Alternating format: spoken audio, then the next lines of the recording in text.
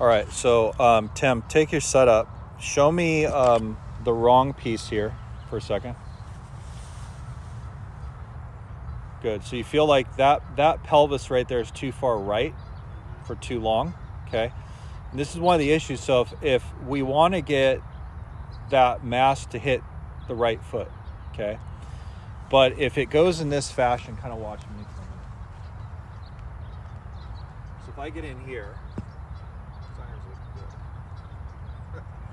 so if I get in here and this component is going to shift, but if you look at it, it shifts just a hair.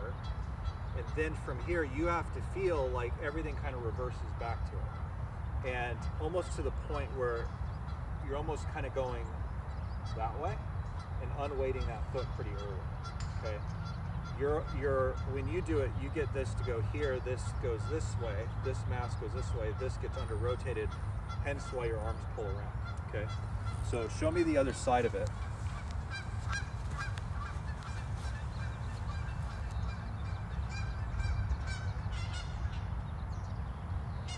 Good. Now see how your arms actually stretch away from you when you do that, and your trail arms got plenty of room. Okay, bring your gait a little closer together. Good. Overdo it. See that? So now your hips are actually over your lead foot. Okay. Instead of your hips getting over your trail foot. Yep. Okay, go ahead and do a few of those.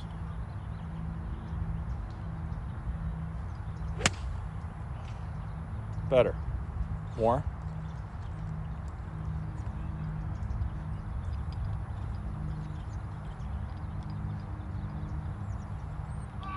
Gait closer. Good.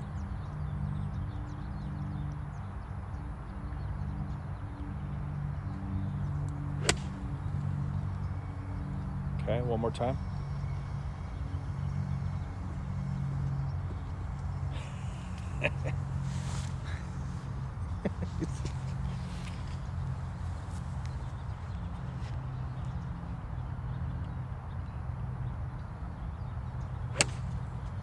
Ooh, that's better.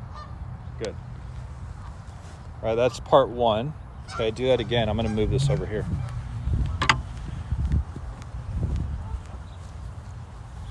So if we don't fix the pelvis, you can't work on the arms, okay? So the second part of this is what's kind of interesting. So because your pelvis mass moved to the right, stayed right, this stopped turning essentially. Your lead arm went underneath left pec, trail arm went internal like this to create your depth that you had, or lack of thereof. Then from there, everything rotated together and you spun out. Essentially, everything came this way. Yeah. The outcome would be that the lead arm kind of chicken wings on you, like that, because everything's crashing. So what you have to kind of wrap your head around is once you get this moving early this way, like if I wanted to hit a ball that's going to start way right and hook, and I'm going to move the swing direction the furthest right, I'm actually going to go this way real early and bam, out that way. Okay. Now I know you want to somehow get this back to zero, but in order to do that, you have to go to the other side of it. Okay, and that should be the strategy. So now, once you've done that, then fix the arms. So as you go back, your arms are going to feel like they kind of get thrown down the line, and your trail arm's now going to be in a better spot. Okay. The next feel is as this is moving now in this direction, a little bit more external, this from the inside. Through the ball after impact, this will feel kind of more in the supination aspect. Just kind of figure we're going to get there.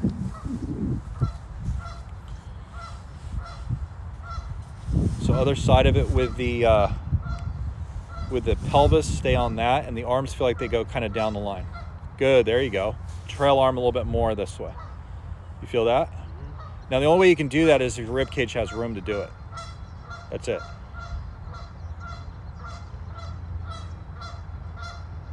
Overdo it. Better.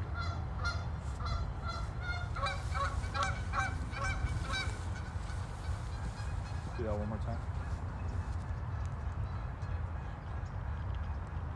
Good. Hold that.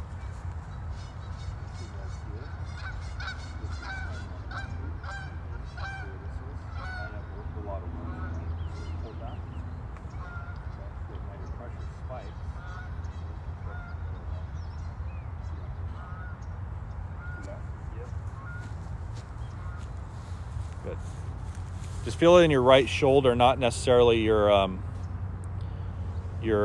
tilt. Yeah, there you go.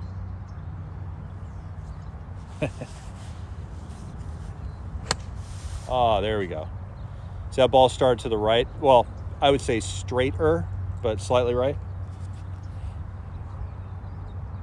So a lot of your mapping should be like this. And this is not what should happen. I don't want you to get here and you fire your arms down. I want you to feel what the trail arm does. So if I was throwing something, it's going to go this way. So as I have room, I want you to feel the trail arm go in this direction while your pressure lands left. See that? That's kind of how I want you to feel that. Correct. Good. Do that again one more time like that. Amen. Beautiful.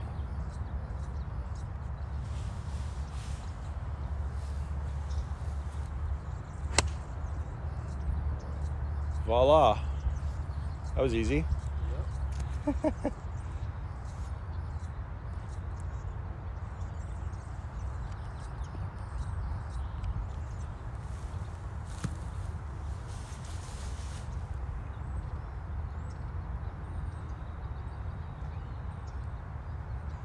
Trail elbow, trail shoulder. Good.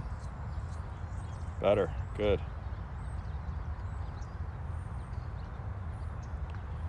A little old, right? You felt that? So where do you think that came from? The weight was on the right. Okay, yes, and as a result, you're just going to spin. Okay, so let's do that again. Remember, at section 3 is when you're rotated here and your arms have structure. So a little bit more rib cage turn. There you go.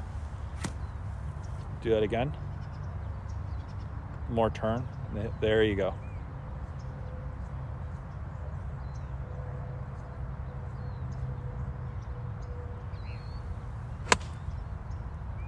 Close. Yeah, I think looking at this, Tim, is going to be more of a mapping thing. So let's do it together. All right, ready?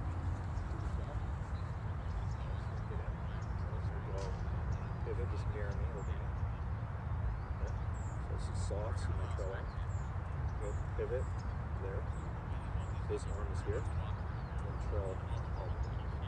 There, pivot. And you're just going to keep kind of wrapping. Turn. Good. One more time. Pelvis again.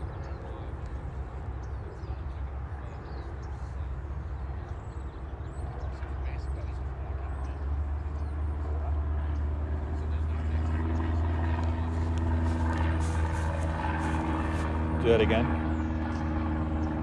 Soften that trail arm out. There you go. You feel that?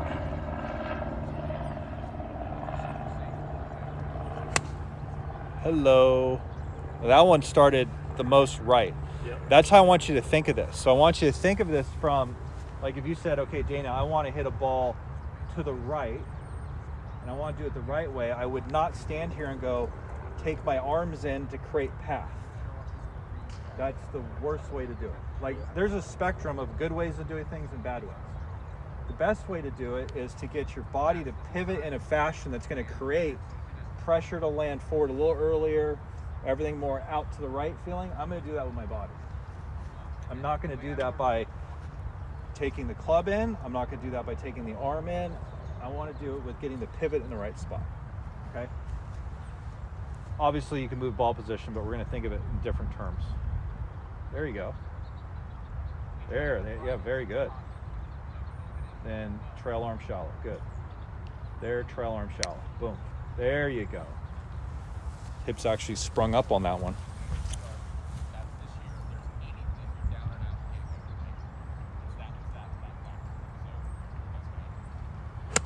Wow. Okay, there's your push hook. Pretty cool, right? Yep, I like that. Okay, keep going.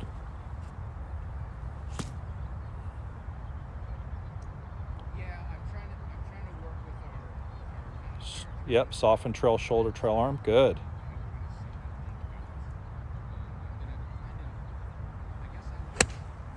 go.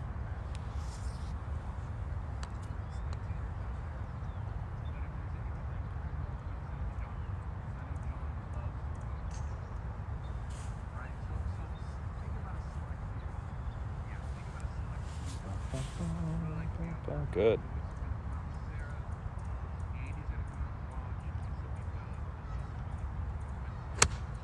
Beautiful. I know you chunked that, but that still was to the right.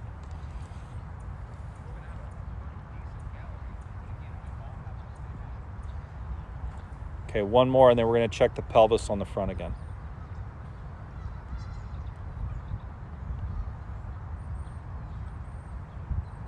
Good.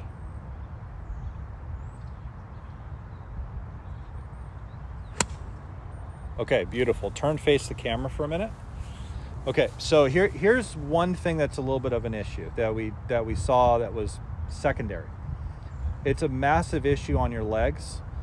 It potentially can become hazardous to your knee health. What you were doing is your pelvis was back too long and you had external rotation on your lead femur, and it looked like this. Okay, so you would go, putting this on camera, you would go to the top, your pelvis was right, and you look like that.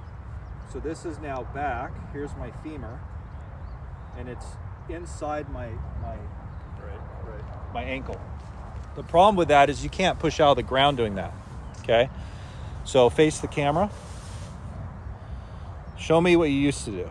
I want it to feel wrong. No, that's you wish. So do that again. Yeah, that's it right there. That's bad. So your hip is back, and what's happening is now you're going to have a meniscus issue if you do that. So now do the right on the other side. Good. So now you're there. What will actually happen is now the center of mass and your pelvis is now back forward. Still too far back. Do that again. Good. Now from this point, this is forward, right? Now stay forward. Come down slowly. So just down. There. Hold that. Now from here, push into extension in your pelvis. Up. Up, up, up, up, up, up, up, up, up. Good. Hold that.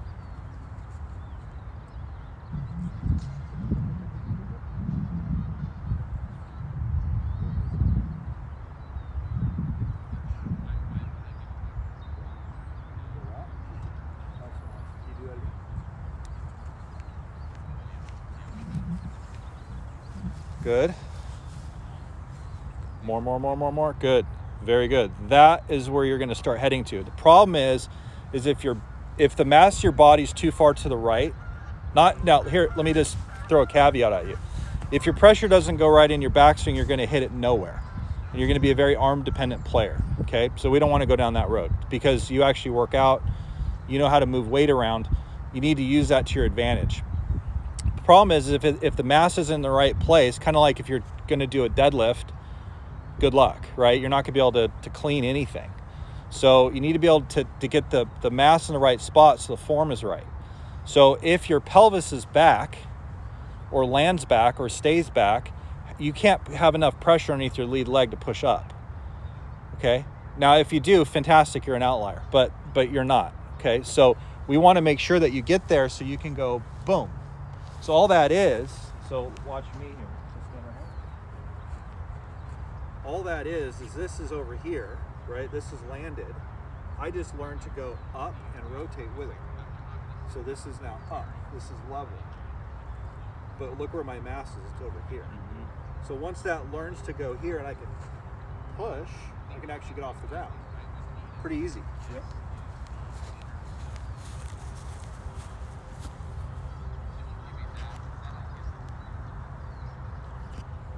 Right? There you go. Yeah. There you go.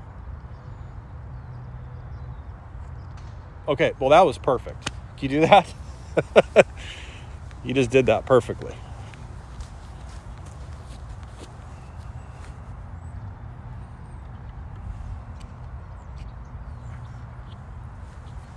Same backstroke. Yep.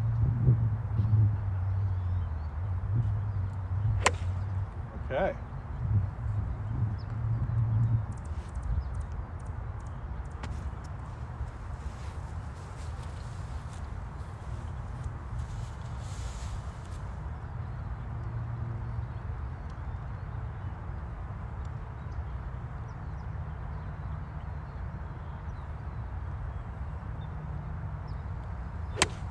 Already better. Okay. That's kind of it. Here's the issue. You need to learn to make that dominant. If you don't make it dominant, you won't do it.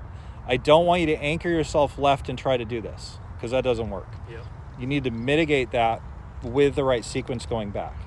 A good way to create dominance in doing this is kind of pick and choose, because you do work out, pick and choose in your workouts what to do to facilitate that I get the mass over there. So if I'm holding a bell, we'll just do this, okay, while I have you here. So let's say this is like, don't do that with a bell. So let's hold this. Okay. So that's 25, okay? So if you have a 25 bell there with one arm, it's going to be pretty hard to move that up in rotation, wouldn't it be? So how would you do that? To end it here? Yeah, how would you do that? With a 25, you do that? Okay, and then how'd you do it in rotation? Okay, by golly, your pelvis was forward. Right? It kind of makes sense. So if you're going to snatch that thing up and throw it in rotation, your hips better be over that lead foot. Now, if you're to put force into that, I'm going to film this for you. You ready? Okay, you ready? Put it over your right foot first. Okay, now how would you do that? Perfect. Okay, that is awesome. So look where your pelvis is.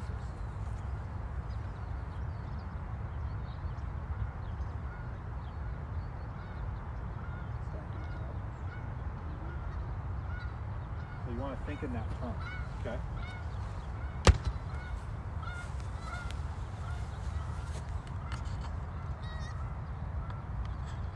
Very good. Very good. Let's do that with this. Okay, and I just want you to pitch the ball. Really, really good. So I had a question here, and this is actually pertaining to you. So the question was, would I anchor you forward to learn how to do this? I probably would in a pitch shot.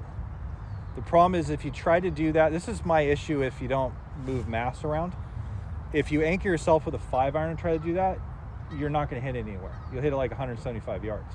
Like if you're going to hit it 200, 210, you have to somehow move the mass back. But it's the sequence, which is predominantly the most important thing. Yep. So if I'm here, I'm going to go, boom, there's my pressure. Then I wind that thing up, bam, then I go. But you got to learn how to do that.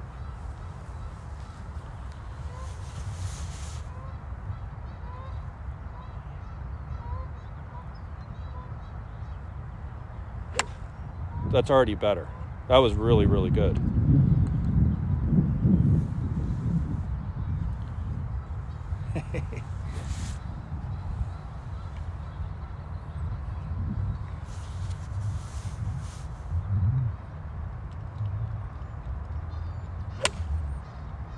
Oh boy.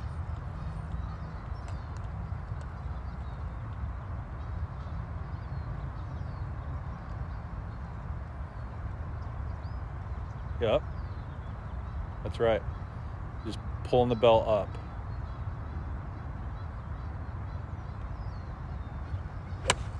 Good. Pelvis was back a little on that one. I don't know if you felt that. Okay.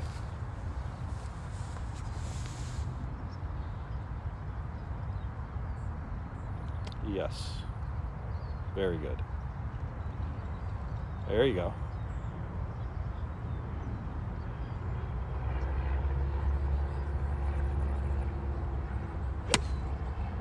All right, we got a pattern. I like it. Keep going.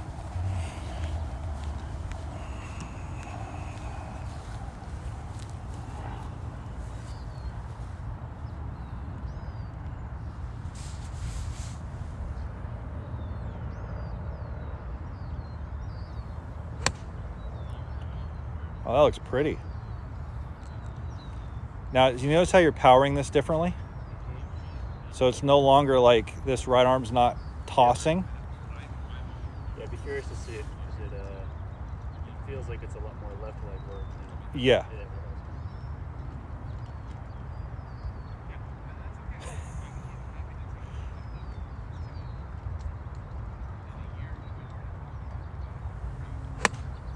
Almost. Pelvis was back a little bit. All right, so this is your summary. Let me see your pelvis for a second. Okay, first off, Nick, you need to kick the pros off your golf course. All right, so basically when you get to this position here, okay, this is kind of like your position you're gonna look for on video, okay? Now, everything past this, I don't care. Okay, I don't care if this thing has a rate of closure issue at this point. I don't care if you have a little chicken wing or whatever you want to call it. We'll get to that another time. If you get your swing direction going to the right, atypically your face will be somewhat to that. Either straight with it or close to it or slightly open to it. As long as the start line's to the right. Yep. So the face is right of the target. When you do this, when you get to this position, okay, on video, I want you to backtrack from there. So if you see yourself here, and this is back, this is like external, like that, backtrack back. So if you get to 5 and you see this too far back, you get to 4, it's too far back, that's where you're gonna fix. Don't harp on this. This is a reflection of something earlier. It's the most important thing, okay? It's kind of a good example of, I get this lesson a lot where guys are like, oh, I'm goat humping it, shaft steep, whatever. It's like, I don't care. Or my face is turning, I don't care. The worst thing you can do if your face is turning over is hit a bunch of punt shots. Yeah. It's doing it because it needs to do it.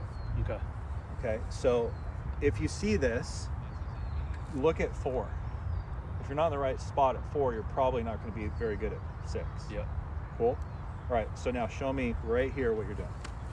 And verbalize it out for me. So takeaway, straighter back, shift in the right, land on the left. Arms are more in front of the rib cage. Now I need more, there you go. See how you have more depth to do that? That's pretty.